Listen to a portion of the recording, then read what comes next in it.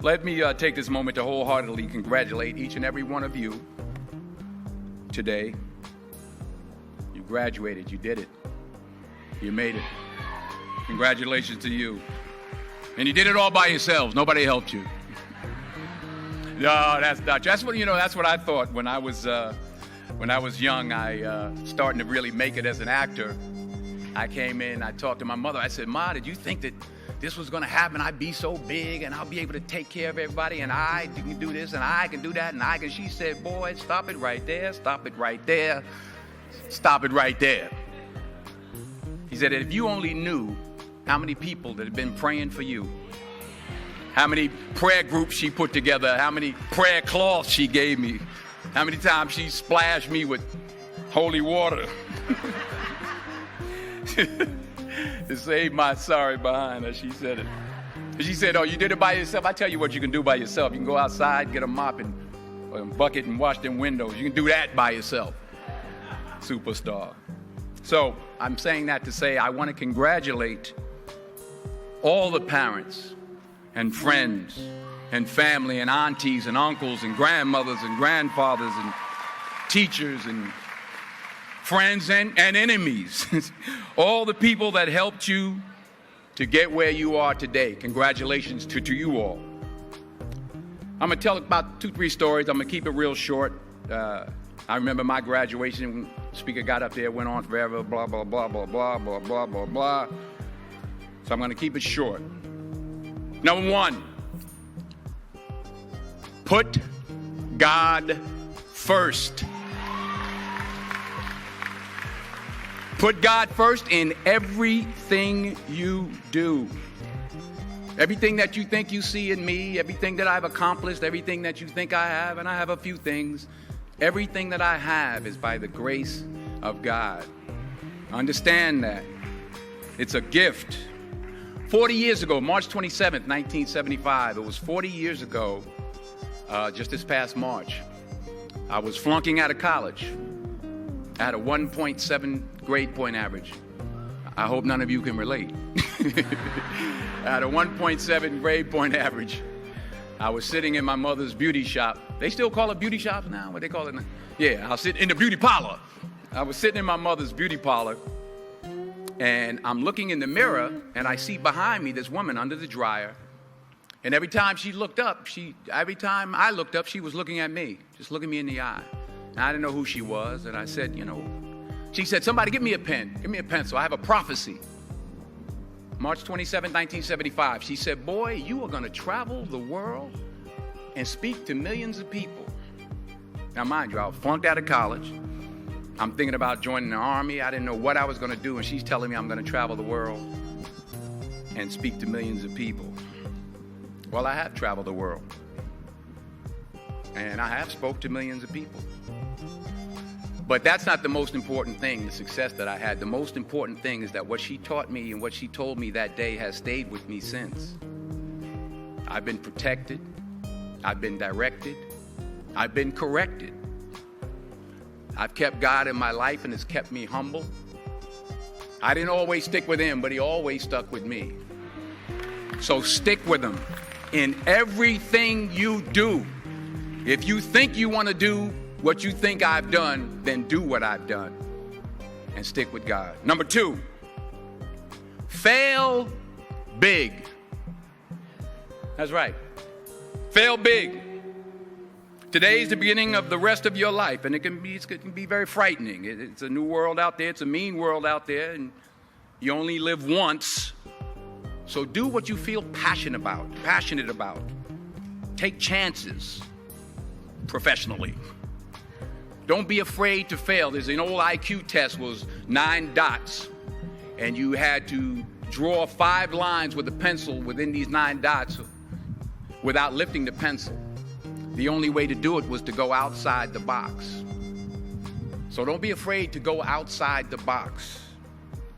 Don't be afraid to think outside the box. Don't be afraid to fail big, to dream big. But remember, dreams without goals are just dreams, and they ultimately fuel disappointment. So have dreams, but have goals. Life goals, yearly goals, monthly goals, daily goals. I try to give myself a goal every day.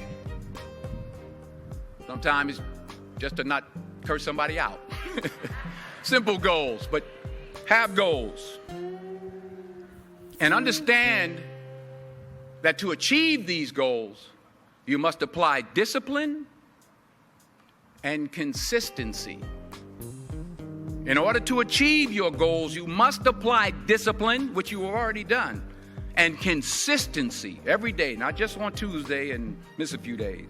You have to work at it every day. You have to plan every day. You've heard the saying, we don't plan to fail, we fail to plan. Hard work works.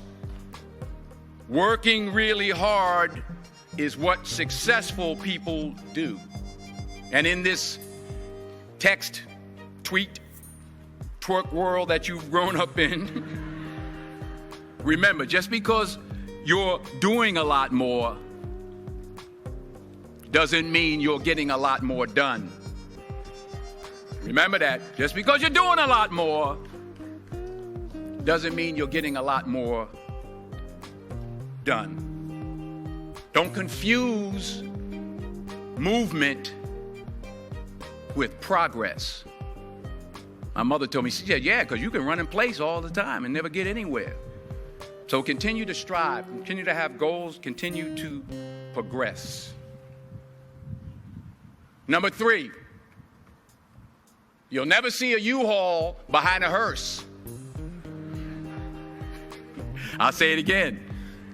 You'll never see a U-Haul behind a hearse. I don't care how much money you make, you can't take it with you. The Egyptians tried it. They got robbed. That's all they got. You can't take it with you. And it's not how much you have.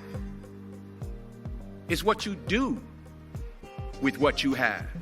We all have different talents. Some of you will be doctors, some lawyers, some scientists, some educators, some nurses, some teachers. Yeah, okay. Some preachers. The most selfish thing you can do in this world is help someone else. Why is it selfish? Because the gratification, the goodness that comes to you, the good feeling that I get from helping others, nothing's better than that.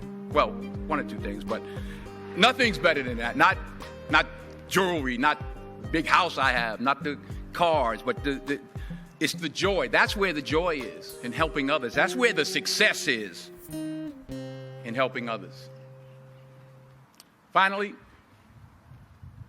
I pray that you put your slippers way under the bed tonight, so that when you wake up in the morning, you have to get on your knees to reach them. And while you're down there, say thank you for grace. Thank you for mercy. Thank you for understanding. Thank you for wisdom. Thank you for parents. Thank you for love. Thank you for kindness. Thank you for humility. Thank you for peace. Thank you for prosperity. Say thank you in advance for what's already yours.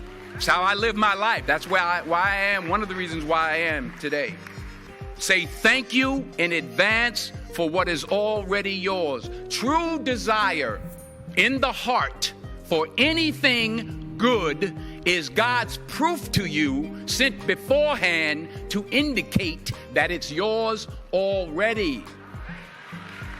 I'll say it again.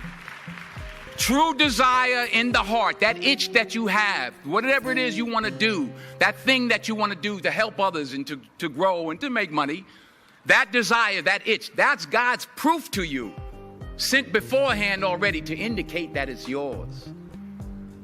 And anything you want good, you can have. So claim it. Work hard to get it.